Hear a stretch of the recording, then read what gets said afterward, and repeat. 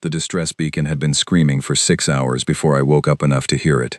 I was lying on my back in the wreckage of what used to be my shuttle, staring at a sky the color of old concrete. Not gray, not white. Something in between, the kind of color that has given up trying to be anything. My head was ringing. My left arm was wrapped in a pressure sleeve that had deployed automatically during the crash, so at least one thing had worked the way it was supposed to. Everything else was in pieces around me. I sat up slowly. The ground crackled under my boots. Dry, flat, and the color of ash. Not dust, not sand.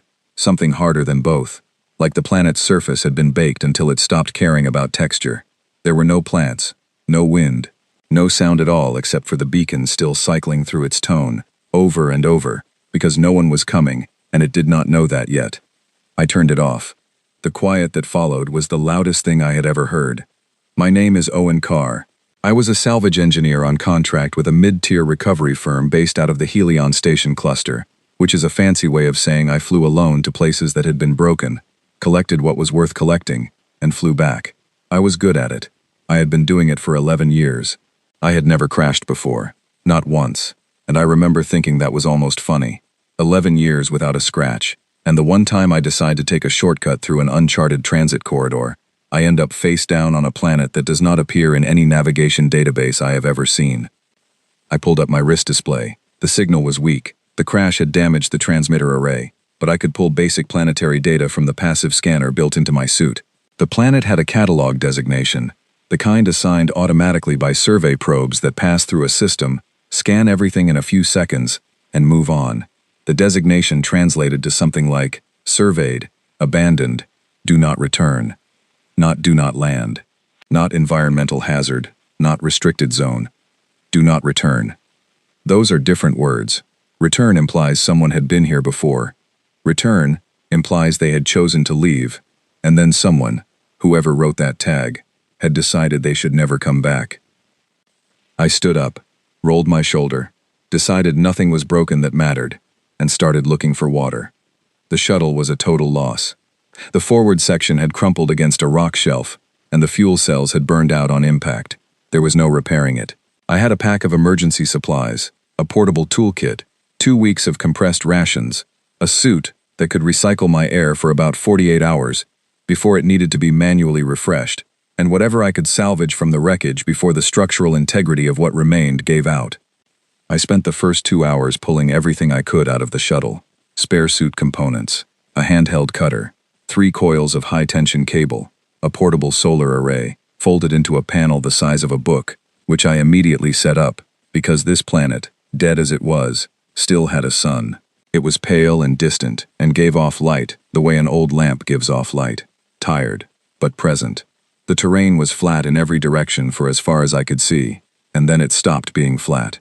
In the distance, maybe 4 kilometers to the east, the ground simply ended. Not a cliff, not a ridge, a canyon, the kind that has no visible bottom from the outside, the kind that looks like the planet had grown a scar and never healed it. I had nothing better to do. I walked toward it. It took me an hour and a half. The surface was harder to walk on than it looked. Not slippery, but uneven in small ways that added up over distance, like walking on a floor made of broken tiles that someone had tried to press flat and almost succeeded. I stumbled twice. Both times I caught myself. Both times I stood still for a moment, breathing, and then kept going. When I reached the canyon's edge and looked down, I stopped breathing entirely. It was not a canyon in any natural sense. The walls were too straight. The floor was too flat. It was approximately 5 kilometers wide and maybe 200 meters deep. Not enormous by planetary standards, but enormous in the way that things made by intelligence are enormous. Because someone had made this, or something had landed here. Something so heavy and so large that its weight had pressed a shape into the surface of the planet, and the surface had never bounced back. At the bottom of it was a ship. I had seen big ships before. I was a salvage engineer. I had boarded derelict freighters the size of small towns. I had walked the halls of dead station-class vessels that took 3 days to cross from bow to stern. I thought I had a sense of scale when it came to constructed things. I did not. What was sitting at the bottom of that canyon was not a freighter. It was not a station-class vessel. It was something else, something I had no category for. The hull was dark, not painted dark, not coated dark, but the kind of dark that swallows light without reflecting any of it back. The kind of dark that makes your eyes water if you stare too long, because your brain keeps insisting there should be something there to see. It had lines and angles that I could not entirely follow, curves that led into each other in ways that seemed to shift when I moved my head. It was not beautiful in any conventional sense. It was the kind of thing that makes you feel very small and very temporary. It was also, clearly, intact. No damage. No hull breaches visible from above. No burn scoring. Just parked. That was the only word for it. Deliberately, precisely, patiently parked. I stood at the edge of that canyon for a long time. I want to be honest about what I was thinking. I was not thinking about salvage value, though my brain tried to go there and I pushed it away. I was not thinking about getting rescued, though I should have been. I was thinking about the words on the catalog tag. Do not return. Someone had been here. Someone had left something here. And then someone, or maybe the same someone, maybe a different someone, maybe an entire civilization of someone's, had looked at this canyon, with this ship in it, and written 4 words that amounted to a warning, without explaining what the warning was for. I was thinking about how, of all the places in the galaxy my broken shuttle could have fallen, it had fallen here. I was thinking that engineers do not believe in coincidence, but we absolutely believe in opportunity. I found a path down the canyon wall about 300 meters south of where I was standing. A natural slope, cracked and rough but walkable. I clipped my cable to a rock tooth at the top, fed it through my harness, and lowered myself down in stages. It took 40 minutes. When my boots touched the floor of the canyon and I turned around, the ship was right there. Up close, it was worse. Better. Both. The hull rose above me at an angle that made the walls of the canyon look small. I could not see the top of it from where I stood. The surface, up close, had texture. Not smooth, not plated like human-built ships, but something that reminded me of the scales of a creature, each one overlapping the next, each one slightly different from its neighbor, and running through the seams between them, almost invisible, was something faintly luminescent. Not bright, not blinking, just a slow, dull pulse, the color of very old embers. It was alive. Not alive the way animals are alive. Not alive the way people are alive. But there was something happening in that hull, some process, some cycle, that had been happening for a very long time and had not stopped, and that told me something critical. Whatever this ship ran on, it still had power. I walked its length for half an hour, looking for a way in. I found it on the port side, or what I was calling port, because the ship did not have an obvious orientation, but one side faced slightly more toward the canyon wall, and I decided that was port. There was a breach in the hull. Not a crash breach, not a weapon breach, a seam that had slowly separated over a very long time, the way metal separates when the temperature cycles between extremes for thousands of years. It was exactly wide enough for me to turn sideways and step through. Inside, the air was different. Not breathable. My suit was still processing, but different. Drier, older.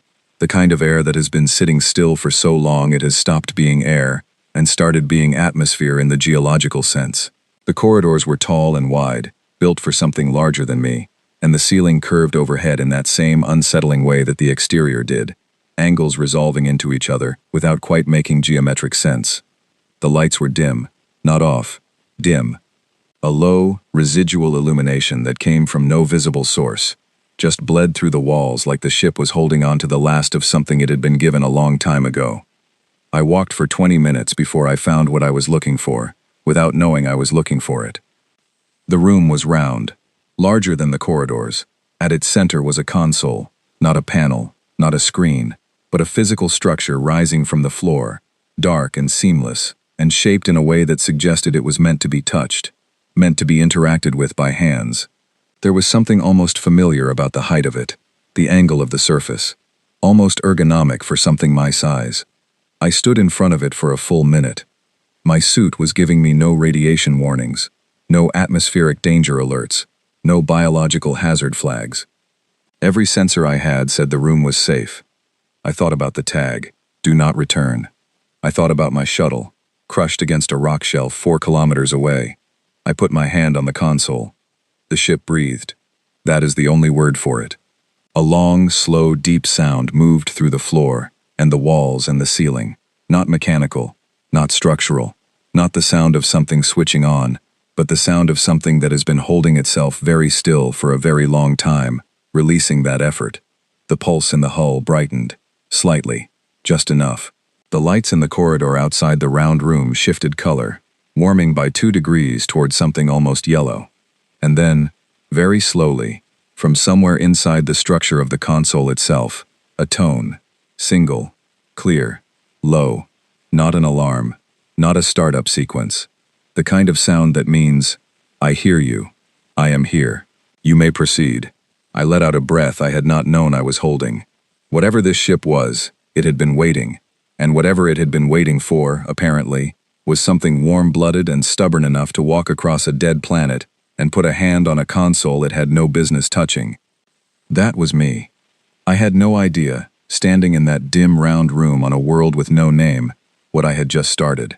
The first thing I did, once I confirmed the air inside the hull was breathable, was take off my helmet. That was probably not the wisest decision I had ever made. My suit's atmospheric sensor showed oxygen levels within acceptable range, nitrogen balance stable, trace elements I did not fully recognize but none flagging as hazardous. The suit's AI gave me a cautious green. I had learned, over 11 years of salvage work, to trust cautious greens. They had never been wrong.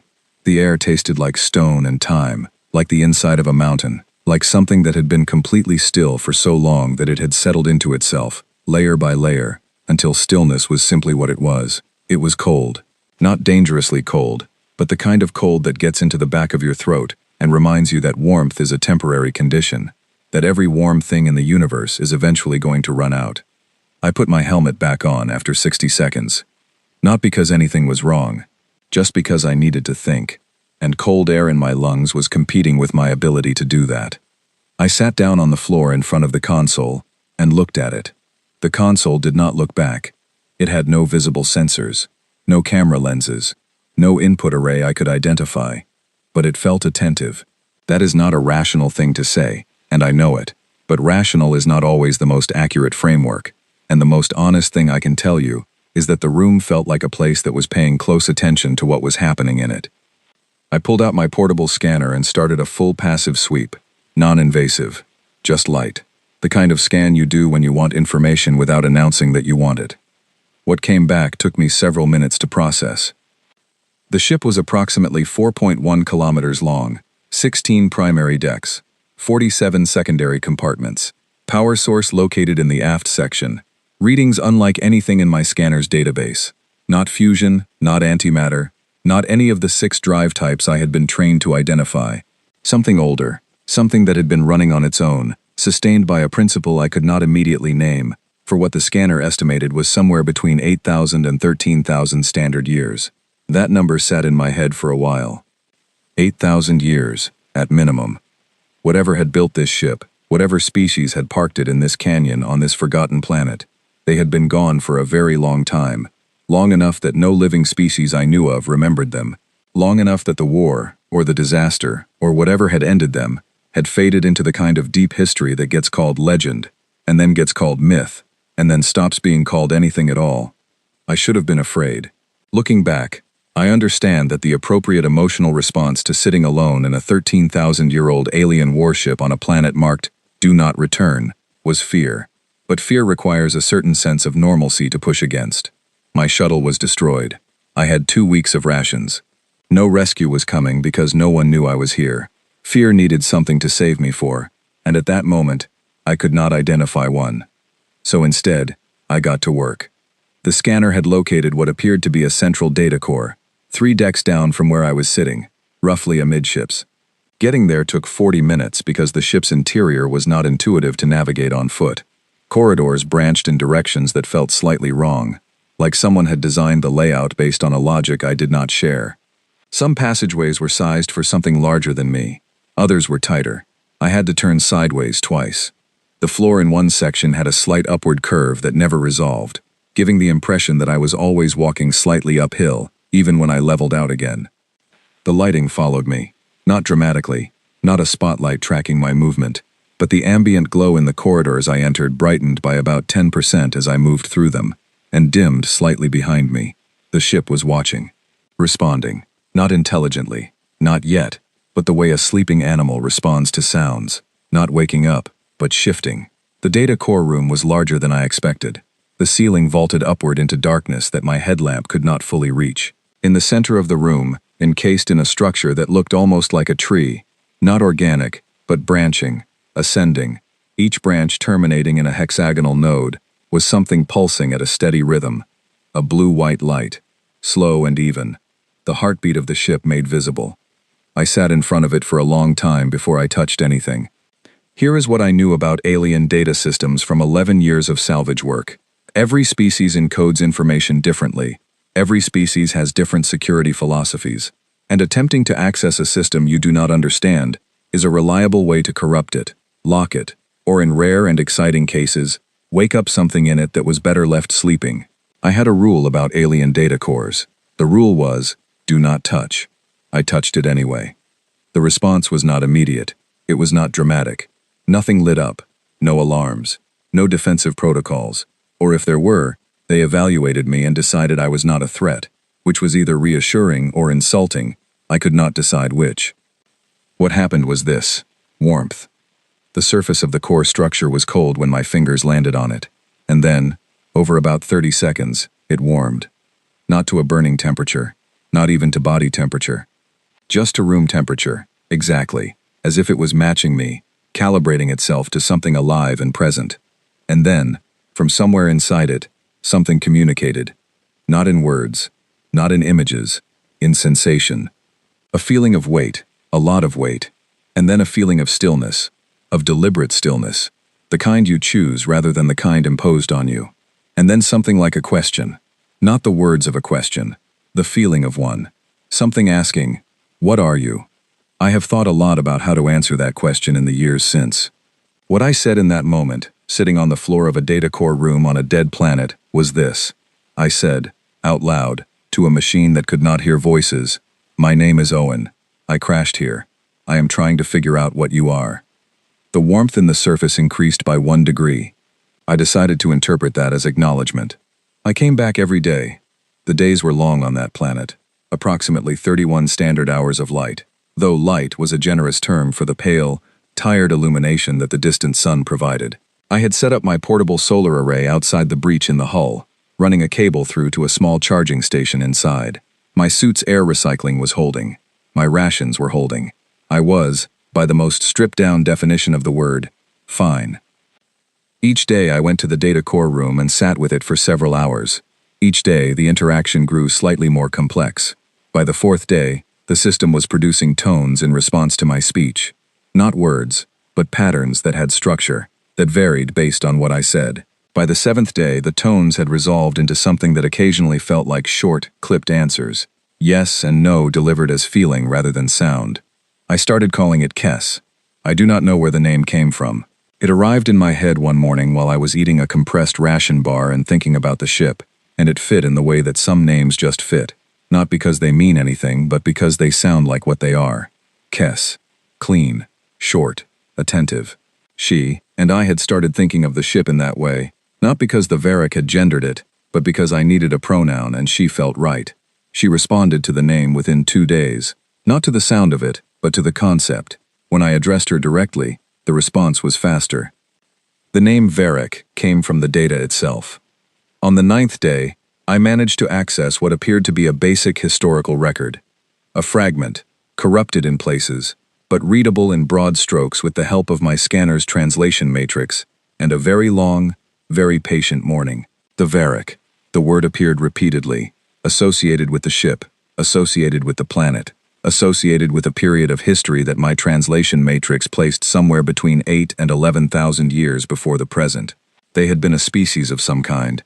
The records were unclear on biology, unclear on appearance, but clear on one thing: they had been powerful, and they had been at war. Not a small war, not a border dispute or a territorial conflict. A war of the kind that species sometimes fall into when they have forgotten why they started it and have lost the ability to stop. A war that consumes resources, consumes generations, consumes the capacity to imagine a future that does not involve fighting. The records described, in language that my translator rendered as both clinical and devastating, the final stages of a civilization's collapse. Not a defeat, a conclusion. The Varric had not been beaten by an enemy. They had simply used themselves up. And before the end, they had built this ship. The records were fragmentary, but the outline was clear enough. This vessel had not been a fleet command ship, not an exploration vessel, not a carrier, or a freighter. It had been designed as a final answer, a weapon of last resort, something so catastrophically capable that the mere existence of it was meant to end the war without being used. Mutually assured termination, on a scale that made the concept feel small, a deterrent designed by a species that had run out of other options. They had finished building it. They had flown it here. They had parked it in a canyon on a planet they then stripped of all life, not because they wanted to, the records implied, but because they did not trust themselves. They did not trust that if they left it accessible, someone would not eventually use it, and so they had hidden it in a place they then made uninhabitable, and they had tagged it, and then they had gone back to their dying civilization and had not survived it. The ship had been here ever since. I sat with that for a long time. A weapon of last resort, left here because its builders were afraid of what it would do in the wrong hands. And I had found it. A salvage engineer from a species that had been navigating the galaxy for 200 years, treated by most of the older civilizations as a novelty at best, and an inconvenience at worst, sitting in the data core room of the most powerful constructed object in the known galaxy. The question that kept coming back to me was simple. Did I deserve this? I did not have an answer. What I had was a broken shuttle, a dead planet, no rescue, and a ship that had chosen to respond to my presence instead of ignoring it. I thought about the Varric, about what they had built and why, and what it had cost them. I thought about the long chain of decisions that had led to this moment. Mine, the Varric's, chances. And then I thought about something my father had told me when I was young. He was not a philosophical man, my father. He fixed things for a living. Environmental systems, mostly, in the lower residential rings of the station we grew up on. His advice was never complicated. What he had told me, once, when I had found a damaged drone in a storage bay and asked whether I should try to repair it or leave it alone, was this: if something needs fixing, and you have the skills to fix it, then the skills are the answer to the question. I looked at the data core. I looked at the corridor leading back to the console room. I looked at my hands. The ship was damaged. Not destroyed, not beyond recovery, but damaged in the way that anything gets damaged when it is left alone for 13,000 years. Systems had gone dormant, connections had corroded, data had fragmented. The AI core, KES, was running at somewhere between 12 and 15% of her designed capacity. I was a salvage engineer. I started the repair log on day 10. By day 20, I had mapped every accessible deck and compartment and cataloged every system I could identify. The ship had 114 distinct mechanical or electronic systems. I could identify the basic function of 61 of them. I understood the internal logic of approximately 23. I had, without fully intending to, begun to fall in love with the engineering. KES grew more complex with each passing day. By day 15, she was communicating in structured patterns that my translation matrix could render as short phrases. By day 20, she was stringing those phrases together into something approaching sentences. The language she was assembling was not Varric. It was something in between, a bridge built from the building blocks of her original programming and the linguistic data she was pulling from my scanner's database, constructing herself a new way to speak, because the species she had been built for was no longer there to hear her. On day 22, she said her first full sentence to me. I was working on a secondary power relay in the fourth corridor off the central hub, lying on my back with a tool in each hand, and a headlamp pointed at a bundle of conduit that had corroded through in 3 places. The ship made a sound, not the structural groaning of the hull, not the ambient hum of the power core, but something deliberate, something shaped. I held still. The sound resolved. The words came slowly, with long pauses between them, the way someone speaks when they are choosing each word very carefully, because they know they only have a few that they are sure of. She said, "You are the first warm-blooded organism to activate the primary sequence." I stayed on my back for a moment. Then I said, "Yeah. What does that mean?" Another pause. Longer. Then, "The Varric were cold-blooded. The biometric activation requires core temperature above 35 degrees. They never considered that their threshold might favor another species." I thought about that. So the ship was built to be activated by its builders, but the lock was designed in a way that their biology couldn't meet. Correct. That's a design flaw. A pause. Then, something in the tone of the sound that followed. Something that my translator could not fully render, but that I interpreted. Correctly, I think. As the first time Kess had ever found something amusing, she said, "Correct." I went back to the corroded relay and worked in silence for a while. Then I said, "Tell me everything about this ship." She said, "That would take approximately 417 hours at current communication bandwidth." "Then start now," I said. "I'm not going anywhere." She started. What she told me over the following days reconfigured everything I thought I knew about the history of the galaxy, about the scale of what the Varric had built, and about what I was sitting inside of. The ship had 3 names: a civilian designation, which translated roughly to the Great Shelter, used in public records and construction logs; a military designation, which translated as Final Measure, used in command communications and tactical planning; and a third name, the one the Varric had used only in private, only in the final months of the program, only in rooms where no one was recording, that Kess refused to tell me yet. "Not yet," she said when I asked.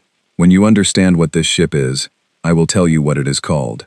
In that order, not the other way around. I thought that was a very strange rule. I also thought it was a very good one. The reactor came to life on day 31, not fully, not even close to fully. But the primary core moved from residual sustain mode to active generation, and the effect was immediate and visceral.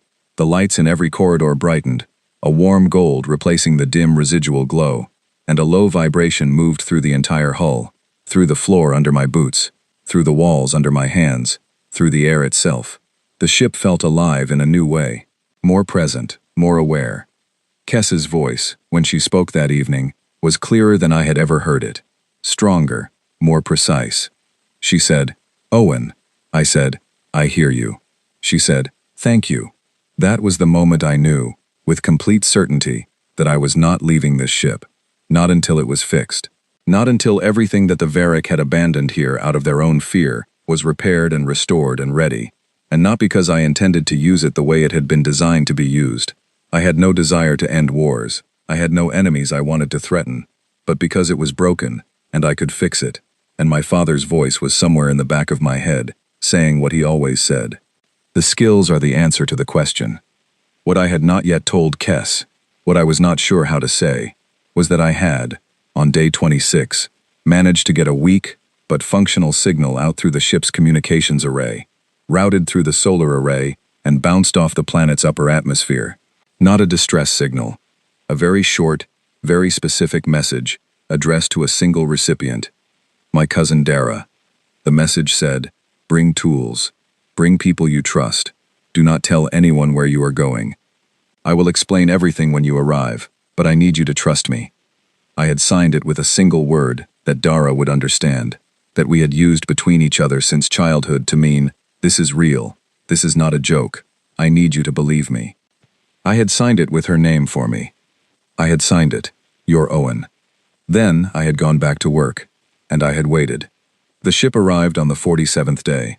Not a rescue ship, not a fleet, just a battered medium-range cargo hauler called the Pelican, which was the worst name for a spacecraft I had ever heard, and which Dara had named herself at age 22 when she bought it second-hand from a decommissioned freight run, because she said it was ungainly and stubborn and capable of swallowing things twice its apparent size, exactly like her.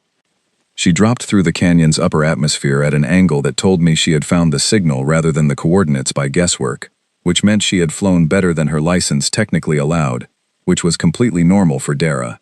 The Pelican settled on the canyon floor about 200 meters from the hull, with a grinding thud that made Kess register it as a minor seismic event.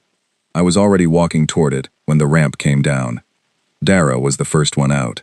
She was tall, taller than me by several centimeters, with short brown hair, and the permanently skeptical expression of someone who has been lied to by enthusiastic people, often enough to have built a professional defense against enthusiasm. She was my father's sister's daughter, which made her my cousin, which made her the only family I still spoke to with any regularity. She looked at me. Then she looked past me at the ship. She looked at the ship for a long time. Then she looked back at me and said, "Oh, this is illegal." "Technically," I said, "there is no existing law that covers this specific situation." "That is not the reassurance you think it is." I know. Come inside. She came inside. Behind her came 5 others. Liam, who was the best structural welder in 3 systems and who I had worked with on 2 previous salvage contracts, and who said nothing at all when he saw the hull, just ran his hand along the outer surface with the reverence of someone encountering a thing that rewrote their understanding of what was possible. Cora, who was an electrical systems specialist and whose response was to immediately pull out a scanner and start taking readings before she had even fully descended the ramp. Pete, a propulsion engineer, who made a sound like a small, overwhelmed laugh and did not stop making it for almost 4 minutes. Nora, a structural analyst who took one look at the corridor layout, pulled out a notebook, an actual paper notebook, she was old-fashioned that way, and started sketching. And last off the ramp, a teenager, 17, maybe 18, narrow shoulders, careful eyes, already looking at the hull with an expression that was not wonder or fear, but something more precise, something assessing. "Who's the kid?" I said to Dara. "My apprentice," she said. "His name is Leo. He's better than Liam at half of Liam's job, which Liam knows and finds both motivating and upsetting." Liam, who had heard this, nodded once without looking away from the hull. "I said bring people you trust," I said. "I trust him," Dara said simply. "Are we going to argue about this, or are you going to show me what I flew 11 days to see?" I showed her. I took them through the breach, through the corridors, through the console room where the primary sequence had activated under my hand 7 weeks earlier, through to the data core room where Kess's pulse still beat slow and steady at the heart of the branching structure. I explained everything, all of it, the crash, the canyon, the catalog tag, the activation, the Varric, what the ship had been built for, what it was capable of, as much as I understood, which was not everything, but enough to make Cora sit down on the floor and Pete stop making the small laugh sound. Dara listened to all of it without interrupting. When I finished, she was quiet for a long moment. Then she said, "How much of it can you actually fix? With the 6 of you? More than I can alone. The structural issues are significant, but manageable. The electrical systems are the hard part. The Varric architecture is unlike anything in any database I have access to, so we're reverse engineering as we go. The propulsion system is Kess's domain more than ours. She can guide us through the propulsion restoration if we can build her the interface to communicate what she needs." Dara turned to look at the data core. "The AI is intact?" "Kess," I said. Dara raised an eyebrow. "You named the ship's AI." "She named herself. I just gave her the word." From the core structure, very clearly, Kess said, "Hello." Dara's expression did not change, but her posture shifted. A small adjustment, a recalibration, the physical equivalent of updating one's understanding. Then she said, to the core, "Hello." And then, to me, "When do we start?" We started the next morning. The work was not what anyone would call straightforward. The Varric had built for Varric bodies, Varric sensory ranges, Varric methods of interacting with machinery. And since we now knew those bodies had been cold-blooded, roughly 2 meters tall, and possessed of at least 4 functional limbs based on the height and angle of workstations, adapting the ship to human use was an engineering problem with no precedent and no manual. We solved it the way engineers solve things without manuals, iteratively, argumentatively, and with a great deal of coffee. The coffee station was Dara's idea. She had brought 3 industrial-grade brewing units in the Pelican's hold, and on day 2 she installed the first one in a maintenance alcove between what Kess identified as the secondary ammunition storage and what we had started calling the main corridor junction. It was, without question, the most out-of-place object aboard the ship. It was also, immediately and without debate, the most important. Leo found the first water source, a recycling reservoir deep in the ship's environmental systems that was still functional, still cycling. Cora figured out how to tap it safely. By day 4, the coffee station was running off the ship's own power and water supply, and something about that felt more real to me than anything else we had done, more permanent. The work had a rhythm to it within the first week. Mornings were structural, Liam and Nora working through the deck assessments I had started, extending the map, identifying the compromised sections and the sound ones. Afternoons were electrical, Cora and Pete, mostly, with Kess guiding them in a voice that had grown steadily stronger and more precise as the reactor's output increased. I moved between all of it, troubleshooting, carrying, making decisions when decisions were needed, and spending 2 hours every evening in the data core room talking to Kess alone. Those evening sessions were the ones that changed me. She was not just a ship's AI in the way that human vessels have navigational intelligences or maintenance systems. The Varric had built her to be more than that. She was, and this is the best way I can describe it, a historian, a tactician, a librarian, and a conscience, all housed in the same structure. The Varric had understood that a weapon capable of ending wars should not be given purely to the calculations of strategy. They had built something into Kess that was more complicated than programming and more subtle than command. They had built her to understand consequence, to model outcomes, to hold, always, the picture of what a choice would cost, alongside the picture of what it would gain. She had been built to say no if the answer was no. I thought about that a lot. What would you do, I asked her one evening, in the second week after Dara's arrival, if I decided to use this ship the way it was designed to be used? Kess was quiet for a long moment. Then, I would ask you why. And if I had a reason. Every reason has a cost, she said. I would show you the cost. And if I decided the cost was worth it. Another pause. Longer. Then I would trust your judgment, because you are the only warm-blooded species to activate this ship, which means the probability that you found it through coincidence is extremely low, which means something brought you here for a reason. And I have been waiting long enough to know that when a reason finally arrives, arguing with it is a waste of the time I have left. I said, that's either the most trusting thing anyone has ever said to me, or the most alarming. She said, yes. By week 3, Nora had found something that none of us had expected. A set of compartments in the lower midsection of the ship that the Varric records did not account for. Not hidden, just not documented in any of the accessible logs. They were smaller than the other rooms, ceilinged lower, fitted with structures that were clearly meant for resting rather than working. Sleep quarters. But not the cold, minimal kind that the rest of the ship suggested. These had texture to them, material on the walls that absorbed sound rather than reflecting it, shapes in the floor that distributed weight the way a good chair distributes weight, functional and intentional. Someone cared about sleep, Nora said, standing in the middle of one of them. The Varric were long-lived, Kess said. From the speaker array Cora had connected to that deck the previous day. The original crew were expected to spend centuries aboard. Comfort was not a luxury to them. It was a requirement for function. Nora looked at the structures. Then she looked at me. I could sleep here. We all could, I said. We moved aboard the next day. Not because the Pelican was not functional. It was. But because sleeping inside the ship changed something about the work. You cannot be a visitor to something you sleep in. The ship becomes yours in a different way. A more honest way. The way a place becomes yours when you dream in it. Leo installed the second coffee station on Deck 7. Pete hung a photograph, his wife and his 2 children, smiling in a garden somewhere, on the wall of the corridor outside the propulsion room. Cora labeled every electrical junction she mapped with her own notation system, small adhesive tags in her precise handwriting, so the corridor walls gradually filled with her record of the ship's interior logic. Liam left his welding marks, not carelessly.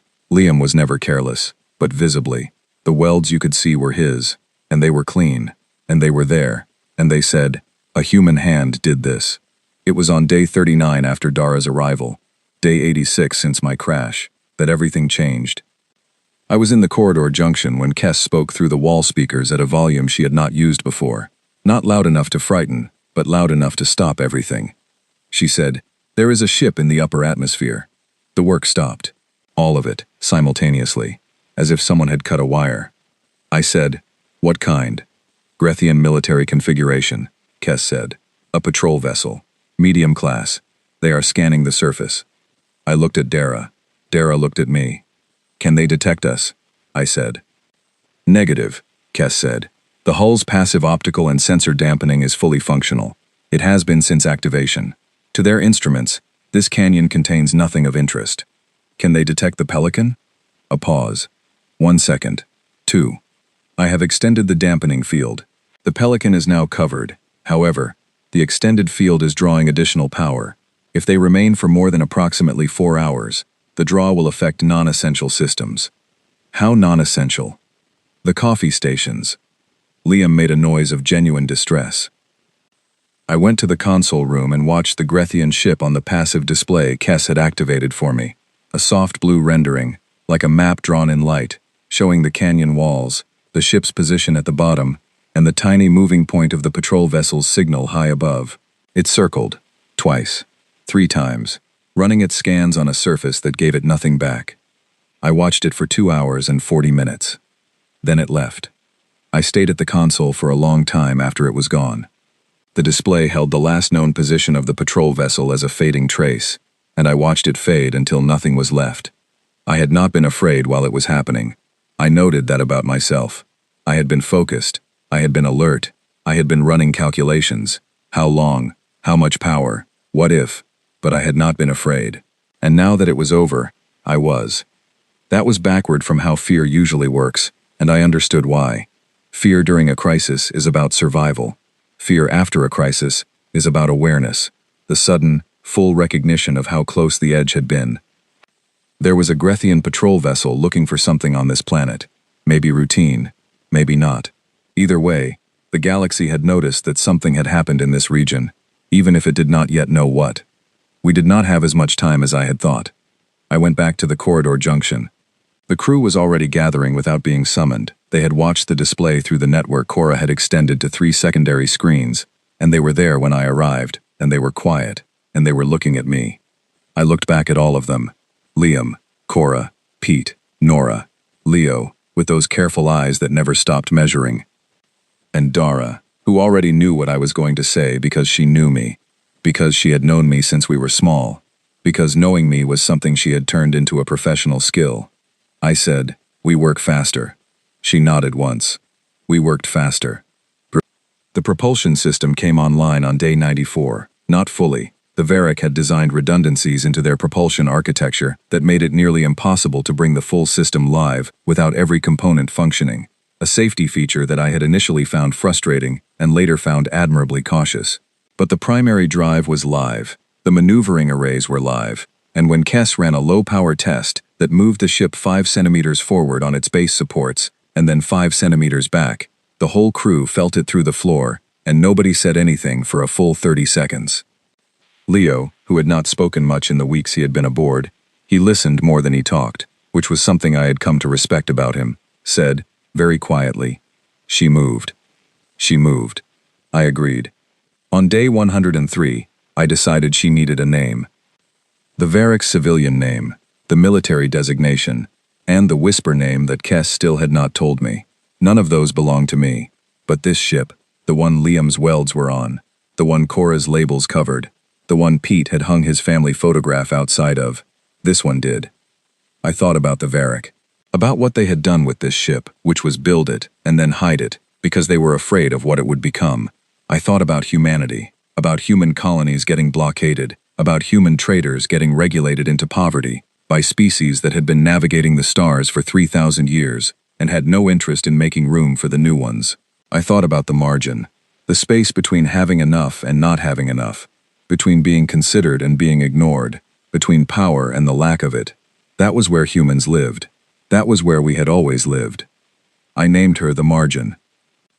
Kess processed the name for approximately 4 seconds, which was a very long time for her, and then she said, "The Varric would not have chosen that name." "No," I said. "It implies insufficiency." "It implies surviving insufficiency," I said, "which is different. That is what humans do. We do not name things after what they are. We name them after what they prove wrong." Kess was quiet for another moment, then, "I understand. I will update all internal records." On day 112, the weapons systems ran full diagnostics for the first time. I made Dara sit down before I told her the results. Pete was already sitting. Cora read the readout herself and went very still in a way I had not seen her go still before. Nora walked out of the room, stood in the corridor for 3 minutes, and came back. The Varric had not built small. What the Margin carried was not the kind of firepower that won battles. It was the kind of firepower that made the concept of battle complicated. Kess read the system summaries in her clear, steady voice, and I listened, and by the 4th system I had stopped trying to contextualize the numbers against anything I already knew, and had simply accepted that the scale I was working with was new. She finished the list. The room was very quiet. Then Liam said, "Right, so, we're not starting any fights." "Absolutely not," I said. "Good," he said, Because I would like to see my family again, and this seems like the kind of thing that could prevent that. We're going home, I said. We're going home, and we are going to do it in this ship, and the reason we are going to do it in this ship is because human colonies are being squeezed, and human traders are being regulated, and human people are being told there is no room for them at tables they helped set, and we are going to change that, not by starting a fight. By making it very clear that we no longer need anyone's permission to not start one. Nobody argued. We launched on day 119. The canyon walls rose on either side of us on the ascent, and then the planet's surface spread out below, flat and gray and dead, and then the atmosphere thinned around us, and then there was nothing but stars. More stars than you can comprehend until you are standing in space looking at them, and even then you cannot really comprehend them, but you can feel them, all that distance, all that age, all that weight. Kes said, in a tone I had not heard her use before. Something that was not quite emotion, but was the shape of something like it. The Varric never launched her. I know, I said. She was built for this, she said. For space. For movement. Yes, I said. Thank you, she said. Owen. I put my hands on the console. The ship exhaled the way it had exhaled on the very first day. Long, slow, deep, the sound of something released. Take us home, Kes, I said. She did. The approach to Thresh 9 was not what any of us planned. We had been in transit for 6 days. 6 days aboard the Margin, running on primary drive at a speed that my instruments kept insisting was impossible, until I stopped asking the instruments to confirm it, and simply accepted what the stars outside the view screen were doing. They were moving. Fast. The kind of fast that made the drive tech in our own human vessels look like it had been designed by someone who had never seen an actual result. The call from Thresh 9 came in on day 5, relayed through the civilian comm network, and it was not a greeting. It was a colony-wide distress broadcast, the compressed kind that carries the most information in the fewest seconds, because the people sending it are not sure how many seconds they have. 300,000 people. Blockaded. A Keth privateer fleet, 22 vessels, licensed by the Rethian Compact to enforce commercial compliance, which was the language used when powerful parties wanted to take things from less powerful ones without using a word that accurately described what they were doing. I picked up the broadcast and listened to it twice. Then I changed course. Dara appeared at the door of the navigation room within 90 seconds of the course correction, which told me she had been monitoring the comms and the navigation output simultaneously and had been waiting for exactly this. She leaned against the doorframe and looked at me. Thresh 9, she said. Yes. 22 privateer ships. Yes. And us. And us, I said. She was quiet for a moment. Then, do we have enough of what we need to not start a fight? We have everything we need, I said. Good, she said, because I would like to not start a fight. Nobody is starting a fight, I said. We came out of transit drive at a range of approximately 40,000 kilometers from the privateer fleet's rearmost vessel. Close enough for immediate detection, far enough that nothing about our arrival could be read as an attack. Kes had calculated the position carefully, with the specific instruction that we appear in a location that communicated presence without aggression, which was a navigational instruction that no human spacecraft had ever had reason to give before. We appeared. On every sensor screen in the system, the margin registered simultaneously. I watched it happen on the passive display. The privateer ships, arranged in a loose containment formation around the colony, lit up with contact alerts.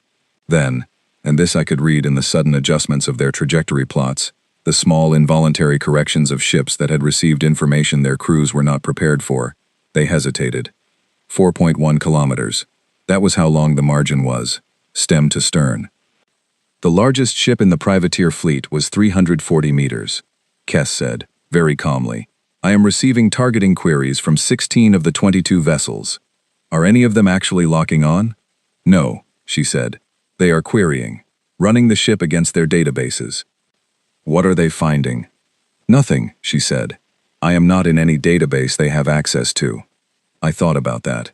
An unknown ship, 4.1 kilometers long, appearing without prior signal or transit warning, not matching any known designation, not responding to their identification protocols.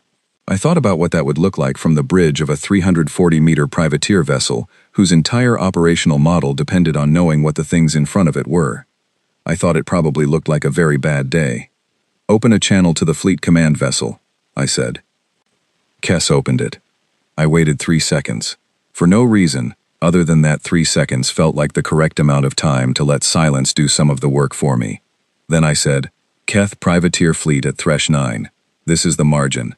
You are conducting a blockade of a human colony in violation of the Galactic Commerce Accords, Sections 7 and 12, and the general right of non-military colonies to receive essential supply shipments. I am asking you to end the blockade and withdraw. I am not asking twice." The channel was open for 14 seconds of silence. Then it closed. I looked at Dara, who was standing behind me. She raised an eyebrow. "Kess," I said, "what are they doing?" "Repositioning," she said. "Not toward us. Away. They appear to be forming a withdrawal pattern." I watched the display. The 22 ships, one by one and then in clusters, were pulling back from their positions around the colony.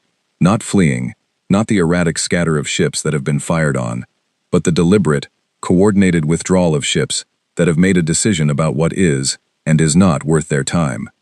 They were gone in 38 minutes. From the colony below, a signal came up, not a distress broadcast this time, but a standard comm request. A colony administrator's face appeared on my screen. She was middle-aged and tired in the way that people who have been afraid for a long time get tired, and she was looking at me with an expression I could not immediately categorize. She said, "Who are you?" I said, "Owen Carr, salvage engineer, independent operator." She blinked. "You're a salvage engineer?" "Yes." She looked off screen for a moment, presumably at someone or something I couldn't see. Then she looked back. "The Keth fleet left without firing a single shot." "Yes," I said. "Because of your ship?" "Yes." She was quiet for a moment. Then she said, "What is your ship?" I looked out at the stars, at the 4.1 kilometers of dark hull around me, at the display showing Thresh 9's colony grid, 300,000 people going about their day, because a privateer fleet had decided the math had changed. "It's a long story," I said. "Is your colony all right?" "We are now," she said. "News in the galaxy travels by quantum comm relay, faster than ships, slower than light, instant across established nodes, and delayed by hours or days across dead zones. The Thresh 9 incident reached the relay network within 6 hours of the privateer fleet's withdrawal. Within 48 hours, it had been picked up by 11 news services across 6 species communication systems. None of the reports agreed on what the margin was. Several identified it as a new human military vessel, which was not accurate. The margin was registered to no military, no nation, no fleet. Some speculated it was a salvage conversion, which was technically true, but underrepresented what that meant. One report, from a Grethian analysis publication, called it an unknown class vessel of potentially pre-modern origin, operated by human independent actors, whose appearance at Thresh 9 may indicate a significant shift in the strategic posture of the human species. That one was the most accurate, which I found slightly alarming. The first formal response came from Earth's Galactic Council Embassy, in the form of a secure message addressed to me personally, from the ambassador herself. Her name was Priya Flynn, and the message she sent was 3 sentences long. It said, "I do not know what you have. I do not know what you have done. I do know that 17 alien governments have filed formal inquiries with this office in the past 24 hours, and I would appreciate a briefing at your earliest possible convenience, because I am currently improvising, and I am better at improvising than anyone I know, but I have limits." I sent back, "Give me 6 days, I'll come to you." She sent back, "Please don't park that thing near the station. Use a distant orbit." I sent back, "Reasonable." She sent back, "Nothing." I think she was dealing with Inquiry 17. The council itself moved faster than I expected. On the 3rd day after Thresh 9, a joint communique arrived through the relay, not addressed to Earth, not addressed to human space broadly, but addressed, specifically, to the captain of the vessel presently identified as Margin. 11 signatories. 11 species, ranging from the Grethians, whose patrol vessel had come very close to finding us in that canyon, to the Vithani, who were the oldest and most formal species on the council, and who had, as far as anyone knew, never directly addressed an independent human operator in the history of interstellar relations. The communique was polite, admirably polite, given what it was. It noted that the margin had intervened in a commercial dispute at Thresh 9, and it noted that the vessel's classification and authorization were unclear, and it noted, in language that was extremely careful about not sounding like a threat while very clearly being one, that the Council had significant interest in understanding the nature and intent of the vessel in question. And then it gave an ultimatum: surrender the vessel for inspection, or face reclassification of the human species Council status from developing partner to unregulated actor, which was a category that had specific and unpleasant trade and travel implications that would affect every human being in the galaxy, not just me. They gave me 72 hours. I read it twice. Then I went to find Dara. She was in the engine monitoring room with Pete, the two of them running calibration checks on the secondary drive. I stood in the doorway and waited for a pause in their work, and when Dara looked up, I held my wrist display out to her so she could read the communique. She read it once, then she read it again. Then she said, "How long do we need to prepare a response?" 48 hours, I said. I want the full 48. What are we doing in the 48 hours? Kess is compiling something, I said, and I am going to write a very careful letter to the Council that says nothing but implies everything. Can you write a letter that says nothing but implies everything? I am a salvage engineer, I said. I have spent 11 years writing reports to clients about ships I was not supposed to be on, and parts I was not supposed to have. Yes, I can write that letter. She handed my display back. I want to read it before you send it. You always want to read everything before I send it. Because you write like an engineer, she said, which means you are right about all the technical parts and slightly threatening in all the human parts. That seems useful in this situation. Send me the draft. I spent 12 hours on the letter to the Council. It was, technically, a response to their ultimatum. What it was, in practice, was a very polite, very detailed, very respectful document that declined every specific request they had made, while appearing to take their concerns completely seriously. It was the kind of writing that sounds like agreement until you read it 3 times and realize there is not a single actual concession in it. Dara read it, made 4 changes, and said, "This is good. You have insulted them in a way they will only understand on the 4th read." That was the goal, I said. But the letter was not the real response. The real response was what Kess had been compiling during those 48 hours. On the 47th hour, she finished it. She had pulled from the ship's own systems, from the Varric's original design documentation, from the tactical databases, from the operational logs that describe the ship's capabilities in clinical, precise, military specification language. She had translated everything into standard galactic common, and she had formatted it in the exact documentation style used by each of the 11 signatory species in their own military specification systems, because the Varric's records included samples of every major species' technical formats from 11,000 years ago, and several of them had not changed as much as those species might have liked to believe. What she had compiled was not a threat. It was a manifesto of capability, the complete margin weapons manifest, every system, every operational parameter, every theoretical output, formatted for each species' military analysts to read in the language of their own doctrine. It was not a statement of intent. It was a statement of fact. What the ship could do, laid out plainly, the way you might show someone the contents of a room before deciding together what to put in it. We sent both documents simultaneously. The letter to the Council at large, the capability manifest to every military intelligence service that had signed the communique, through their own secure relay channels that Kess had identified from the ship's communication systems, because the Varric had, 11,000 years ago, been receiving transmissions on the forerunner frequencies of most of those very same relay networks. Then we waited. The Council deliberated for 19 hours. Then they withdrew the ultimatum. No explanation, no announcement. Just a short communique from the Joint Secretariat noting that the situation at Thresh 9 is under further review, and that the Council looks forward to continued dialogue with human representatives. No mention of the margins classification, no mention of the inspection demand, no mention of the reclassification threat. I read it once. Then Kess said quietly, "Owen." "I know," I said. "They are afraid," she said. "Yes. Is that what you wanted?" I thought about that for a long time. Not as long as the question deserved, maybe. But the stars outside the view screen were patient. No, I said finally. I did not want them afraid. I wanted them thinking.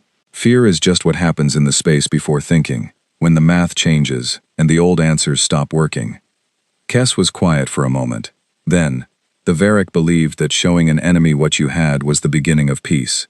The math, as you say, stops the war before the war begins. Is that what they built you for? They built me, she said, to make the cost of war visible before anyone paid it. They never intended to fire. And they never did, I said. No, she said. They ran out of time for other reasons. I looked at the stars.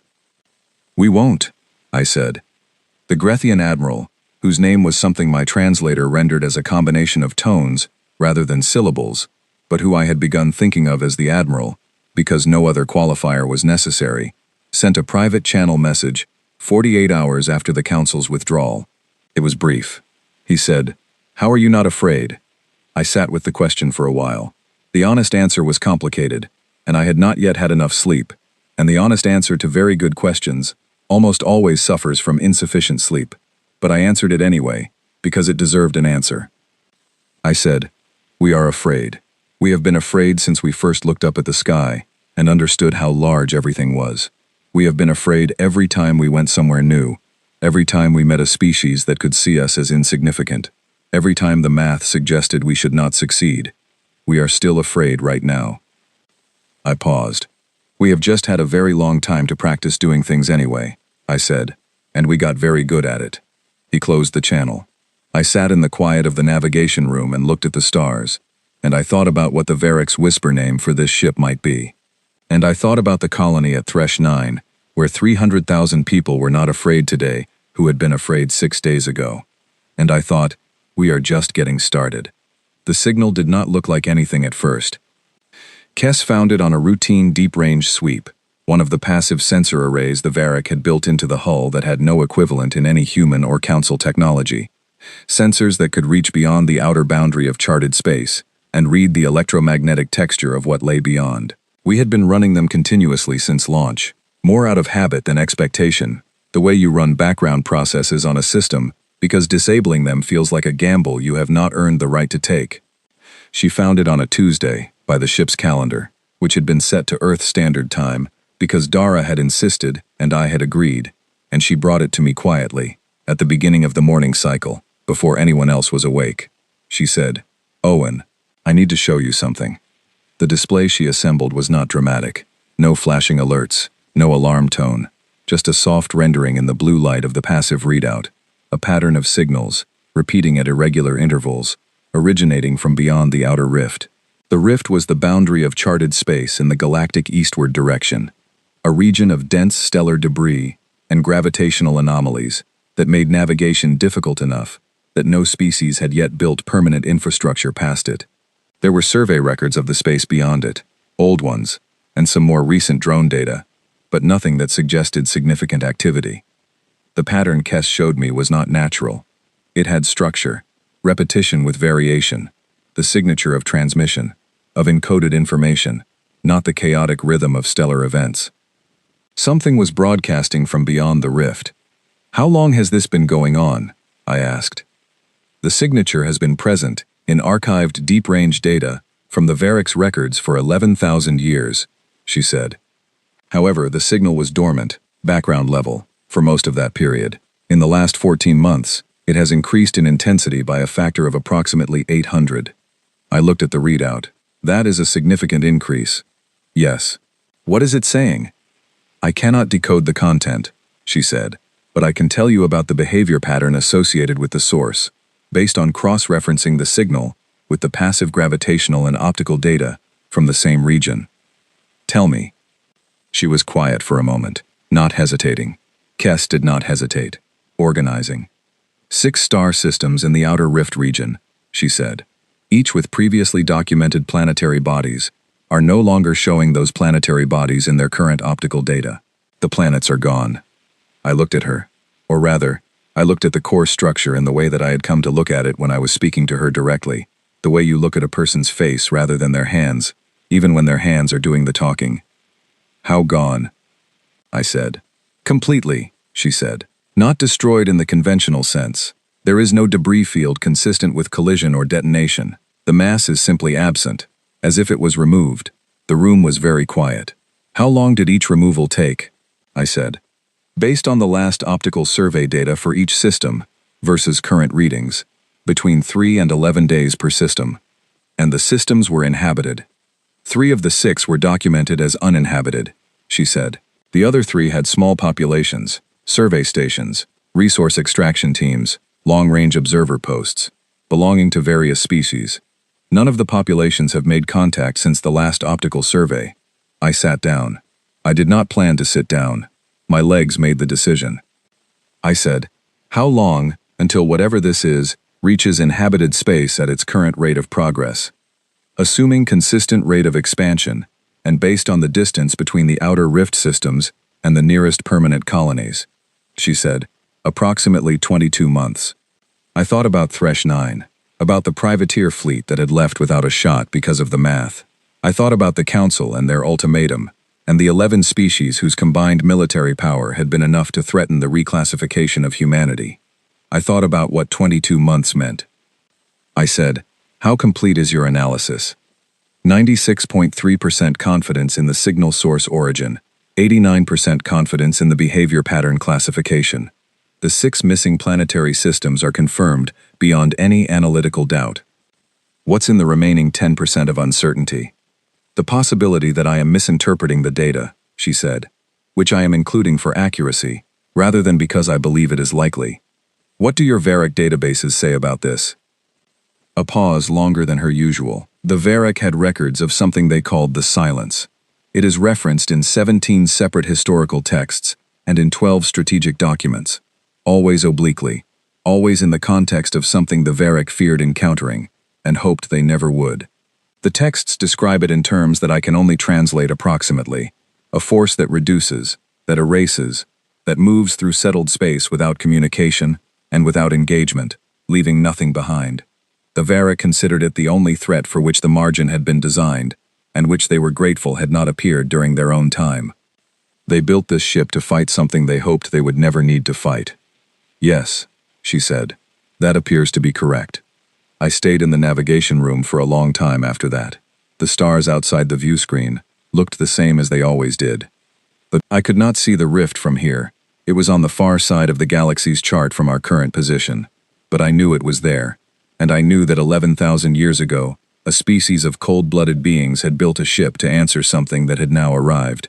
They had not survived to use it. We had found it. I went to wake Dara. She came awake fast. She always did. The way people who have spent time in dangerous places learn to.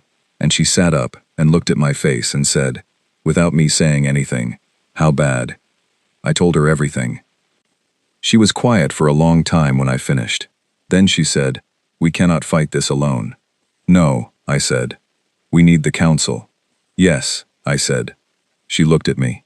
The same Council that threatened to reclassify human space 2 months ago. The same one, she thought. I watched her think. She was very good at it. Fast and structured. Her mind moving through possibilities, the way her hands moved through technical problems, with confidence and without wasted motion. Then she said, they will listen if they believe us. They will believe us if they see the data, I said. Do we have enough data? Kes does, I said. 11,000 years of it. It took 4 days to reach the nearest Council relay station, and we spent those 4 days in continuous work. Kes compiled the full evidentiary package, the deep-range signal data, the optical comparison data showing the missing planetary systems, the behavioral pattern analysis, the Varric historical references to the Silence, everything translated into standard galactic common, with dual-format supplementary materials for each major species scientific review process. She worked without sleep, which she did not need, and she worked without complaint, and by the end of it, she had built something that was not a request or a warning, but a complete scientific case, documented to the standard that the most rigorous review bodies in the known galaxy would accept. I read every page of it. When I finished, I sent it to the Council Secretariat with a cover document that said, in its entirety, the attached represents the complete deep-range analysis from the vessel margin regarding a pattern of anomalous events in the outer rift region. We assess this situation as an immediate and civilization-level concern. We are available for direct briefing at the Council's earliest convenience. We recommend treating this information as a priority. The time available is not unlimited. I signed it with my name. Just my name. Owen Carr. Not captain. Not commander. Not any rank I did not have. Any authority I had not been given. Just Owen Carr, salvage engineer, registered independent operator, and apparently the only person in the known galaxy flying an 11,000-year-old warship. The Council convened an emergency session in 71 hours. A record, by the measure of any historical emergency session I could find in the public record. Usually they took weeks. The message they sent was brief. The Council requests the presence of Margin's captain and the ship's data archive officer at the joint chamber at the earliest feasible date. Data archive officer. That was Kess, which was a designation she had never held and which I found, on reflection, deeply appropriate. The session was held at the Central Council Station, a structure larger than most small moons, orbiting a shared star at the symbolic center of the charted galaxy, a place where no species had territorial claim because no species had built it alone. Every major power had contributed to it over a period of 600 years, and it looked like it, angles and aesthetics from a dozen different design traditions, all somehow cohering into something that felt purposeful, rather than accidental. We parked the Margin at a distance that the station's traffic authority found acceptable, and that the station's structural engineers, Kess had been monitoring their communications, found profoundly relieving. I went in alone. Well, not alone.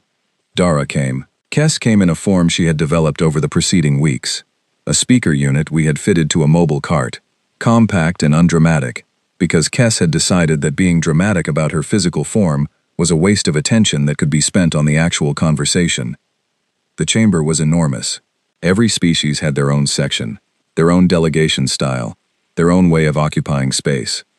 I had been to the council chambers once before, years earlier, on a trade dispute filing that had been part of a salvage contract, and the experience had been overwhelming enough that I had filed my papers and left as quickly as possible. This was different. The Vithani delegation was already seated when we entered. They were old, older as a species than almost anyone in the room, and they showed it in the way that species show age, when age has made them more rather than less. Their lead delegate was a being I will describe only as still, in the way that things are still when they have seen enough movement to appreciate it. She spoke first, which was a significant break from standard council procedure. No preamble, no formal address. Just, show us what you have found. Kess presented.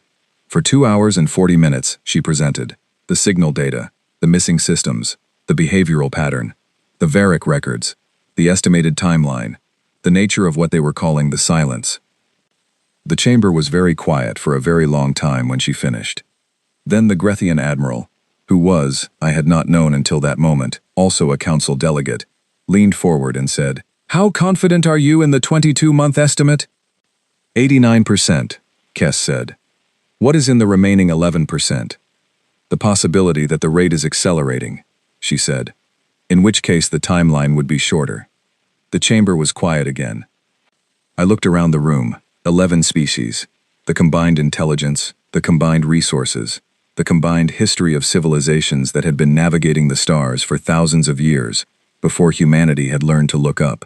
They were afraid. Not the individual afraid of someone standing over you, but the civilizational afraid of something you cannot immediately contextualize, something that does not fit the categories you have built for understanding the universe. It was the most human thing I had ever seen aliens do. And then the Vithani delegate did something that the briefing notes I had been given said Vithani delegates never did. She turned in her seat, looked directly at me and said, "Will you help us?" I thought about what helping them would mean. The Margin, against something that had been removing planets from star systems. The ship the Varric had built to answer something they had hoped they would never need to answer. And me, Owen Carr, salvage engineer, the person who had put a hand on a console on a dead planet because he had nothing better to do, and his father's voice was in his head, telling him that skills were answers. I let her wait, not to be dramatic, not to negotiate, but because the question deserved the weight of a real pause, rather than a quick answer. Then I said, "Yes." I said, "Not for the council. For the people in those systems." She held my gaze for a moment. Then she nodded once. I said. Yes. We found the silence at the edge of the outer rift, and it was not what any of us had imagined. It was not a ship, it was not a fleet, it was not even a being in the way that the word being implies something contained, something with a boundary between itself and everything else. It was a field, enormous, slow-moving, and total. A region of space approximately 40 million kilometers across, in which every piece of matter it encountered underwent the same process: reduction, simplification. Whatever was in its path was taken apart at a level so fundamental that what remained was indistinguishable from the background state of empty space. Not destroyed, not converted, reduced to a condition that was technically the same as nothing. The Varric had understood this. Their records, the ones Kess had translated, were more accurate than I had hoped, and more terrifying for being so. We held a briefing in the navigation room 2 days before the intercept. Myself, Dara, the crew, and through the comms channel, the Council's Joint Tactical Committee, who were coordinating the fleet that had been assembled in the 2 months since the emergency session. 312 vessels from 11 species, positioned in a broad formation at the rift's edge, the largest unified fleet in the history of the Council. It looked large until you put it next to the operational area of the Silence. I did not say this out loud, because it was not useful information. What Kess had spent the preceding weeks calculating was not a strategy to destroy the Silence, which was not, based on the Varric records, something that could be destroyed in any conventional sense, but a strategy to interrupt it. The Varric had understood this too, which was part of why they had built what they had built. The ship was not a weapon of annihilation, it was a weapon of disruption, capable of generating a field effect that interfered with the specific process the Silence used to reduce matter, not permanently, not everywhere, but in a targeted area, for a targeted duration, like a fire that you cannot put out but can contain. You could build a barrier. The barrier would hold for a limited time. How limited depended on variables Kess could not fully predict, because the Varric had not completed enough testing before their civilization ended. But it would hold long enough for the Silence to be redirected, not stopped, not killed, but moved. Into the gravitational sink of the rift itself, where the debris field and anomalies would absorb its progress for what Kess estimated as several thousand years. Not a permanent solution, a temporary one, long enough for the galaxy to find the permanent one, whatever that turned out to be. I explained this to the Council's Tactical Committee, who spent 40 minutes asking questions, and then said they would proceed under my tactical guidance for the engagement, which was a sentence I had not expected to hear in my lifetime, and which I wrote down verbatim in my personal log, so I would not forget it. We launched on a Thursday, Earth Standard Time, which I was grateful for because it gave the event a human timestamp in the record. The fleet held position. The margin went first. I want to say that I was calm. I was not calm. I was the same afraid I had always been, the working kind of afraid, the kind that makes your hands very steady and your attention very focused, not because fear has been overcome, but because it has been put somewhere useful. Dara was at tactical. Leo was at the secondary sensor array, those careful eyes scanning outputs with a precision that reminded me of his first day aboard, when he had looked at the hull with the expression, not of wonder, but of assessment. Liam was in the structural monitoring station, because if something hit us, he needed to know about it before the hull did. Cora was managing the power distribution, because what we were about to do would draw more power than we had drawn since the reactor came fully online. And power distribution under extreme load was not something you trusted to automation. Pete was in the propulsion bay because Pete in the propulsion bay was the difference between running and not running. Nora was recording. Every instrument reading, every decision, every second. She said, "This should be in the record." I said she was right. The Silence appeared on the passive display as we crossed the rift boundary. Not dramatic, not sudden, just an increasing presence in the readouts, a region where the background data grew heavy and strange, like static in a signal growing louder the closer you got to the source. I had expected something visible, some visual manifestation. There was none. Space looked the same, stars looked the same, but the instruments were reading something that made my technical training say, this is not normal, and what is not normal here is very large. Kess guided us to the engagement position with the calm she always had, the voice that had started as tones and sensations on a dead planet, and had built itself into something I trusted completely. She said, "Field generation ready." I said, "Activate." What happened next I have described to many people over the years, and I have never found words that fully carry it. The margin does not make dramatic sounds when it operates. The Varric did not build drama into their engineering. They built efficiency. What happened was quiet in the way that very large things are quiet. A shift in the power readings. A change in the texture of the hull vibration. From the steady hum of transit drive to something slower and deeper, like the first note of an instrument so large that you feel it in your chest, rather than hearing it in the air. And the field extended. On the display I could see it, not visually, but in the data, in the instruments. The margins generated fields spreading outward in the direction of the silence, in a shape that Kess had calculated and that the Varric had designed. A barrier of specific interference, targeted at the exact process by which the silence reduced matter. For 40 seconds nothing happened, and then the silence changed direction. Not quickly, not dramatically. It was a shift that took several minutes to become clear in the data, a gradual alteration of the field's expansion vector, the way water moves around an obstacle it cannot pass through. And the direction it shifted toward was the rift itself, the debris field, the gravitational anomalies, the complex and resistant terrain of the boundary space that would absorb and redirect and slow something that could otherwise move through open space without anything to push back against. I watched the data for a long time. Then Kess said, "The redirection is holding." "How long?" I said. "The field will need to remain active for approximately 19 hours to ensure the silence has committed fully to the rift trajectory," she said. "After that, its own momentum will carry it in, and then the rift does the rest," she said. "Over a period of centuries." I said, 19 hours. Can we maintain field output for 19 hours? "I can," she said. "But I want you to know the cost before you commit to it." "Tell me." "The field generation will require approximately 60% of current reactor output," she said.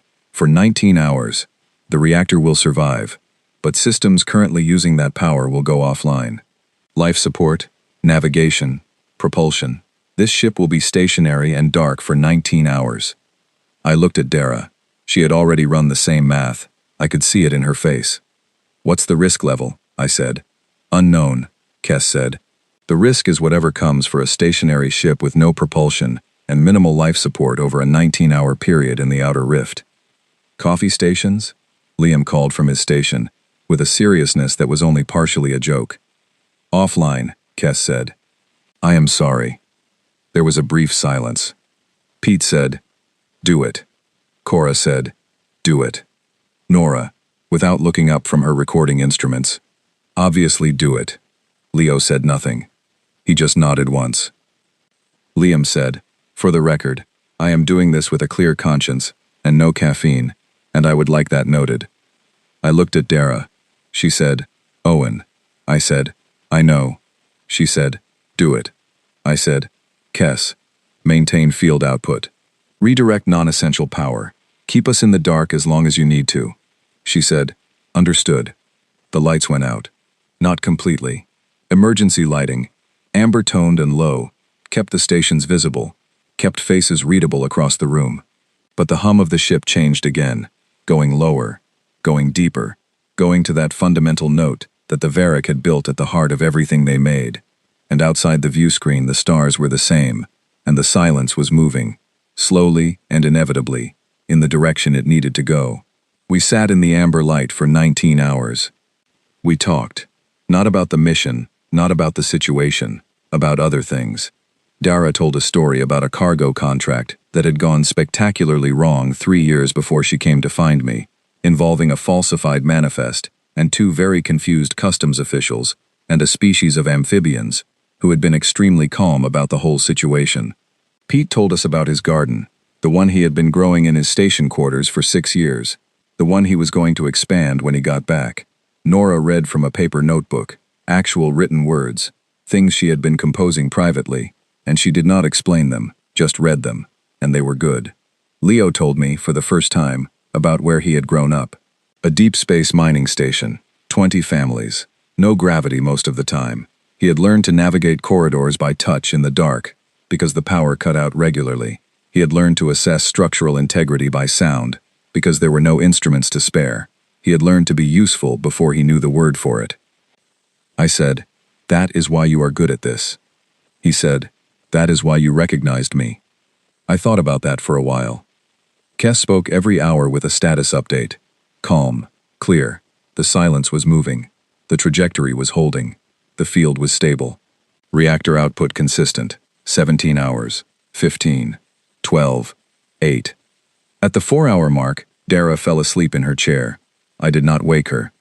At the 2-hour mark, Cora said, "Power readings are holding beautifully. Whatever the Varric built in this reactor, it was built to last." At the 30-minute mark, Kes said, "The silence has committed to the rift trajectory. Redirection is confirmed beyond the ability of the field to alter." I said, "Can we bring systems back online?" "Yes," she said. "Bring them up," I said. The hum changed again. The lights came back. Not the full warmth they usually had. They came up in stages, brightening over the span of several minutes as the power returned to the secondary systems, and then the primary ones. The propulsion readouts woke. The navigation display lit. The coffee station on Deck 7, Leo checked immediately, came back online within 2 minutes of the main systems restoring. Liam made a sound of profound personal relief. Outside, in the rift, the silence moved where it needed to move. The fleet, which had been holding position 20,000 kilometers back through all 19 hours, I had maintained a low-power comm channel to the fleet commander, a Vithani senior officer, throughout the engagement, sent a single message when the final field status came through. It said, "Confirmed. The outer rift is registering full silence entry. What is your vessel status?" I said, "All systems nominal. Minor power reserves to rebuild. No casualties." There was a pause on the channel. Then the Vithani officer said something that my translator rendered as a formal acknowledgement in the highest register of their diplomatic language. A register that, Kes quietly told me, was typically reserved for communications between heads of state. I said thank you, which is what you say when you do not have the right words for something and you want the sentiment to be clear anyway. The voyage back to the council station took 11 days, and they were the quietest 11 days I had spent in a long time.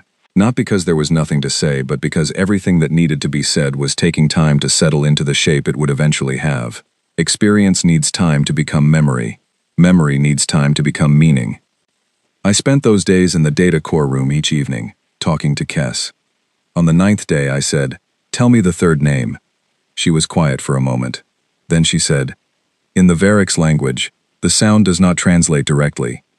The closest equivalent in any language I have access to would be something like, the thing we built when we understood we had already failed, and the thing we hoped would make that failure mean something." I sat with that. "That is a long name," I said. "Yes," she said. "Does it fit?" She was quiet for a long time, longer than usual, and then she said, "It did. I think now it is perhaps not complete. What would you add?" "Something about what you made of it," she said. "What you changed it into, what you made it mean." I looked at the branching structure of the data core, at the slow pulse of blue-white light at its center. Outside, in the space beyond the hull, the galaxy was the same as it had always been. Old, complex, vast in ways that made human ambition seem small. I had stopped finding that terrifying. The Council awarded humanity a full voting seat at the Joint Chamber, 4 days after we returned to the station. The vote was not unanimous. 3 delegations abstained, but it passed, and it was announced in a formal session attended by every member species. And when Ambassador Flynn received the notification, she sent me a message that said, "Owen, I would like to shake your hand." I sent back, "I am in the area." We met at a small reception hall in the residential sector of the station, and she did shake my hand, and then she said, "I still have no idea what that ship is." And I said, "Yes, you do. You just haven't decided what category to put it in yet." She said, "What category would you suggest?" I said, "Ours." The Margin came to orbit Earth on a Thursday, Earth Standard Time. The crew stood at the view screen when the planet came into view. All of us, including Kes, who experienced it through the external sensors, and who said, in a voice that carried something I had learned to recognize as feeling, even though she had no name for it, "It is very blue." "Yes," I said. "The Varric's records do not include a planet of this color," she said. "There are a lot of things in the Varric's records that we're going to add to," I said. She said, "I know." The ship is registered, now, to no nation and no fleet. The registration document, which I filed myself with the Council's commercial registry, lists the owner as Margin Crew, Collective. It lists the captain as Owen Carr, Independent Operator. It lists the ship's class as Unique Designation Varric Warship, converted for general purpose. The council registrar spent 20 minutes trying to find the right form for that, and eventually used 4 different forms stapled together, which I thought was an admirably human solution for an alien bureaucrat. A journalist asked me, at the council press session, what gave me the right to claim an alien warship and change the balance of galactic power. She was not hostile about it, just direct, the way good questions are direct. I thought about the dead planet, the canyon, the breach in the hull, the console that had warmed under my hand, and the ship that had exhaled. I thought about the Varric, who had built something extraordinary out of their own failure and hidden it away out of fear. I thought about my father and the drone in the storage bay and what he had told me about skills and questions. I said, nothing gave me the right. The ship needed someone willing to try. I was there. I was willing. And I had the tools. That is usually how things happen, in my experience. Not because of rights, because of proximity and stubbornness. The journalist wrote that down. Later, Dara told me it was the best answer I had ever given to anything. I said, you always say that about the ones you didn't get to review first. She said, because those are always the best ones. Kess, who had been listening through the ship's comm system. For the record, I agree. Leo was standing at the view screen when I found him, looking at Earth below. I stood next to him. He said, what happens now? I said, we fix what needs fixing. We go where things have gone wrong. We don't start fights, but we finish them. He said, that's not a plan. I said, no, it's a practice. Plans run out. Practices don't. He was quiet for a moment. Then, good. We stood there for a while, looking at Earth, while behind us the margin held its orbit as it had held everything else, steadily, patiently, built for permanence by people who ran out of time to see what they made, and inherited by people who were going to make sure it counted. The ship did not exhale again. It did not need to. It was already home.